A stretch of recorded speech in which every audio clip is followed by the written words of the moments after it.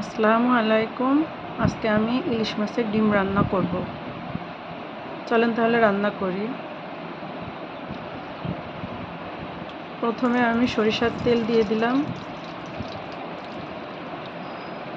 পেঁয়াজ দিয়ে দিলাম। পেঁয়াজটা ভাজা ভাজা হয়ে গেলে এখানে সব মশলা, শুধু গরম মশলা ছাড়া আদা, রসুন, জিরা, ধনিয়া সব কিছু পেস্ট ভালো করে ভাজা ভাজা করে তারপর নারকেলের দুধ দিয়ে দিলাম। মশলাটা খুব ভালো করে কষিয়ে এবার এটা হলো মাছের ডিম, ইলিশ মাছের ডিম। এটা আমি লবণ মেখে এক রাত বাইরে রেখে দিয়েছিলাম, সারা রাত। পরের দিন হলুদ দিয়ে পানিটা সিদ্ধ করে পানিটা ফেলে দিয়ে তারপর রান্না করলাম। ভালো করে এটা ভাজা ভাজা করে কষানো হয়ে গেলে বাকি দুধটা দিয়ে দিলাম।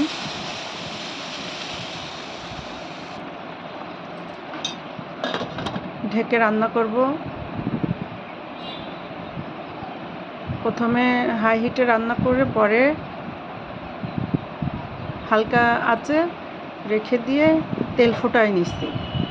তেল ফুটে গেলে বুঝতে হবে রান্নাটা কমপ্লিট হয়ে গেল। আমার মাছের ডিম রান্না খুবই সহজ কিন্তু খুবই মজার।